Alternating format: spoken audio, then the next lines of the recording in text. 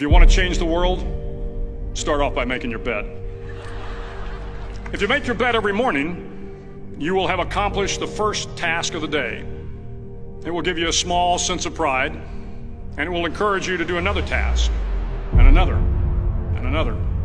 And by the end of the day, that one task completed will have turned into many tasks completed.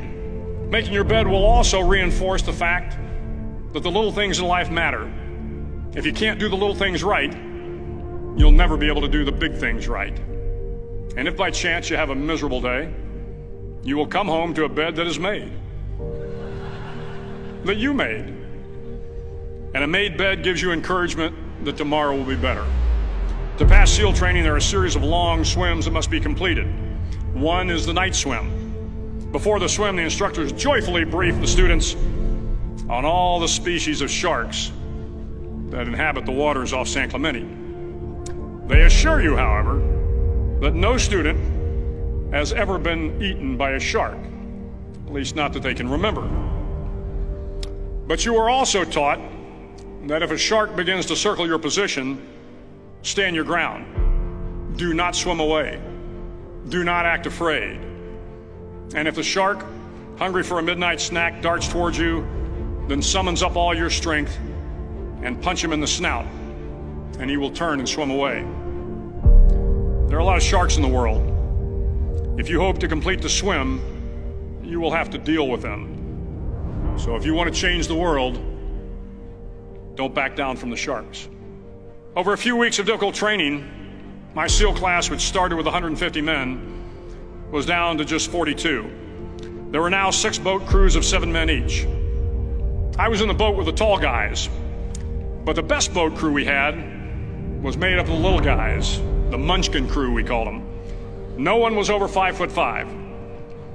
The Munchkin boat crew had 1 American Indian, 1 African American, 1 Polish American, 1 Greek American, 1 Italian American, and 2 tough kids from the Midwest.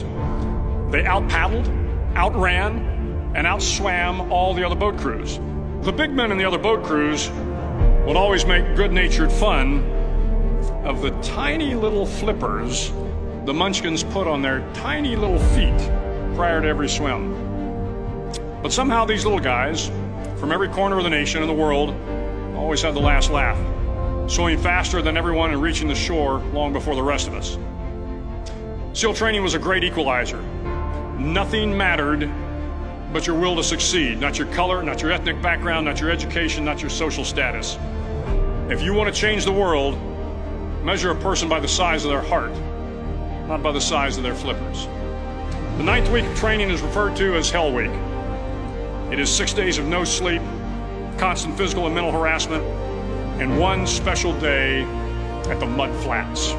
The Mud Flats are an area between San Diego and Tijuana where the water runs off and creates the Tijuana Sloughs, a swampy patch of terrain where the mud will engulf you. It is on Wednesday of Hell Week that you paddle down to the Mud Flats and spend the next 15 hours trying to survive the freezing cold, the howling wind, and the incessant pressure to quit from the instructors. As the sun began to set that Wednesday evening, my training class, having committed some egregious infraction to rules, was ordered into the mud. The mud consumed each man till there was nothing visible but our heads. The instructors told us we could leave the mud if only 5 men would quit. Only 5 men, just 5 men, and we could get out of the oppressive cold. Looking around the mud flat, it was apparent that some students were about to give up. It was still over 8 hours till the sun came up. 8 more hours of bone-chilling cold. The chattering teeth and the shivering moans of the trainees were so loud, it was hard to hear anything. And then one voice began to echo through the night. One voice raised in song. The song was terribly out of tune, but sung with great enthusiasm.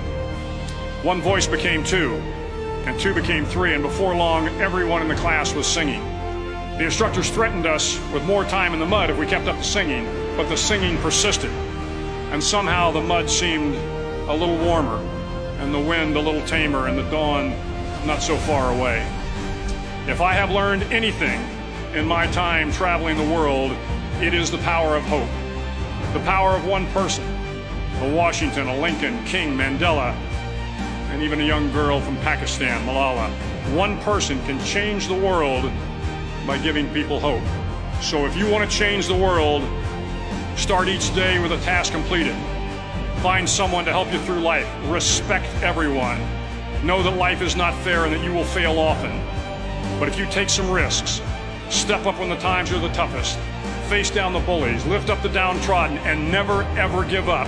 If you do these things, the next generation and the generations that follow will live in a world far better than the one we have today. And what started here will indeed have changed the world for the better.